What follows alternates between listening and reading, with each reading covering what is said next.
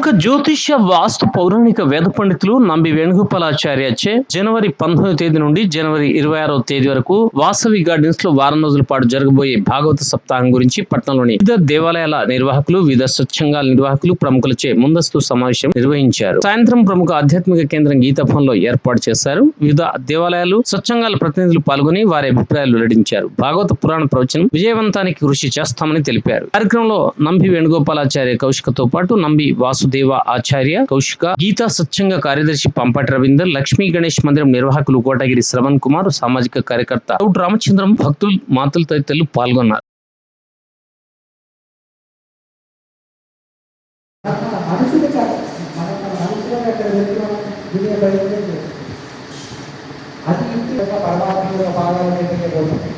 లేదు మనకి ఇంకా వేరే ఏమైనా కర్మ ఉంది అంటే ఇంకో అవకాశం భగవంతుడు మనకి ఇస్తే అటువంటి అవకాశాన్ని ఆ జన్మలో కూడా మనకి ఈ జన్మలో భాగవతం ఉన్నటువంటి గుణమే వస్తుంది.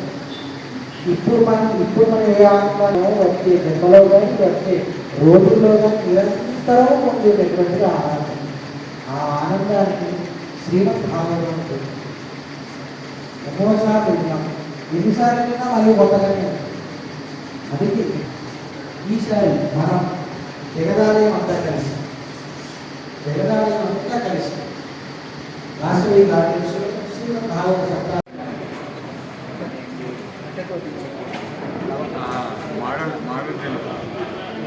మోడల్ టెంపుల్ వచ్చి చేసేట ఆయన అలా వరకు అయితే నేను ఏమన్నా అంటే నువ్వు చేసిన ప్రతి బిడ్డ నాకు చూపించు.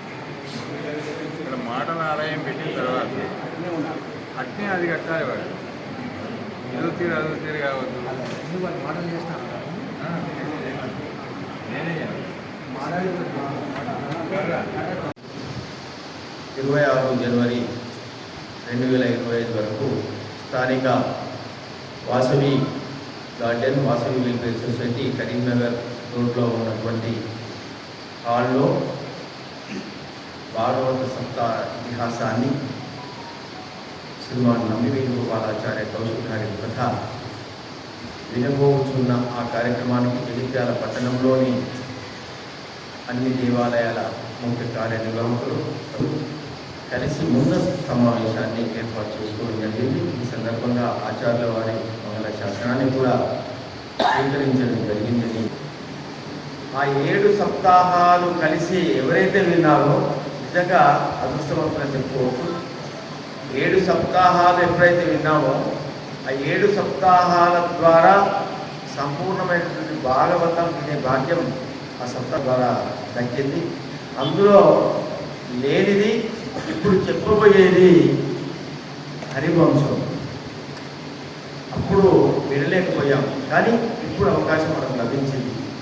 ఇటువంటి హరివంశము ఆ కథా సాగరంని మనమందరం కలిసి ఈ దసరా నవరాత్రుల్లోపు జగదాలయ ఆలయ కమిటీగా అద్భుతమైనటువంటి కార్యవర్గాన్ని నిర్మించుకొని దాని ద్వారా రాబోయే కాలంలో కార్యక్రమాన్ని చేపట్టుకున్నాం. అందులో ప్రథమంగా పుష్యమాసంలో భాగవత ఇతిహాసాన్ని వినే వాక్యాన్ని ఆ భగవంతుడు ఆచార్యుల వారి ముఖత మనకు అందించాలని మనసా వాచ కోరుతూ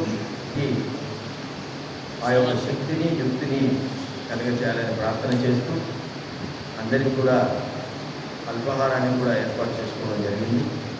ఎవరో చేయలేదు, మనం అందరం కలిసి మన కోసం చేసుకున్నది. ఆచార్యుల వారి కార్యక్రమం నుంచే ఆ యొక్క ఫలాన్ని కూడా స్వీకరించవలసిందిగా అందరినీ ప్రార్థన చేస్తూ ఈ కార్యక్రమ సరళిని గౌడ్ రామచంద్రం గారికి వాయిస్ ద్వారా మరొకసారి అందిమని చెప్పి వచ్చే పుష్యమాసం జనవరి 19 ప్రతి ఆసక్తితో నిర్వహణ జరుపుతూ భగవత్ సేవలో ధరిస్తున్నటువంటి భాగవతులందరినీ కూడా స్వాగతిస్తూ ఇదివరకు జగిత్యాల ప్రాంతంలో సప్తాహాలు అనే పేరుతోని ఒక్కొక్క దేవాలయం వారు అవకాశాన్ని బట్టి చక్కగా శ్రీమద్ భాగవత సప్తాహాన్ని ఒకే సంవత్సరంలో 7 కోట్ల జరగడం అనేటువంటిది దాదాపు తెలంగాణలోనే సువర్ణాక్షరాలతో రాసినటువంటి అది ఒకటే కాకుండా దాదాపు జగిత్యాల ప్రాంతాన్ని గురించి ఇక్కడ వాళ్ళు చెప్పుకోగానే ఎందుకంటే అనేక ప్రాంతాలను తిరుగుతుంటారు కనుక సిరిసిల్ల వెళ్ళినా భీమవరం వెళ్ళినా పెద్దపల్లి వెళ్ళినా నిజామాబాద్ వెళ్ళినా హైదరాబాద్ లాంటి ప్రాంతాలకు వెళ్ళినా జగిత్యాలలో చాలామంది ఆధ్యాత్మికమైనటువంటి యొక్క వేత్తలు భక్తులు సాధకులు సేవకులు ఉన్నారు కదండి. అట్లాగే ఎవరి దగ్గరికి వచ్చినా వాళ్ళు వ్యాపారస్తుల, వ్యవహారికుల, ఉద్యోగస్తుల, డాక్టర్ ఇక్కడికి వచ్చిన వాళ్ళు మళ్ళీ మేరకు తిరిగి వెళ్ళిపోయారు. చిన్నగా క్లినిక్ పెట్టుకున్న డాక్టర్ కూడా ఇక్కడ బిల్డింగ్ కట్టుకున్నాడు. మీకు ఏ ఊళ్ళో కనిపిస్తుంది ఈ వింత. చిన్నగా వ్యాపారం చేసుకోవడానికి ఈ ప్రాంతానికి వచ్చినటువంటి ఇక్కడ మరో ప్రాంతీయులు కూడా ఇక్కడ చాలామంది అంటే వేలల్లో స్థిరపడ్డారు. అట్లాగే ఆధ్యాత్మికవేత్తలు అలనాడు సుందర చైతన్య స్వామి మన గీతా సంస్థాపకుడైనటువంటి శ్రీమానికి గిరికి కృష్ణ గారికి వచ్చారు. అప్పుడు ఆయన వయస్సు 38 సంవత్సరాలు.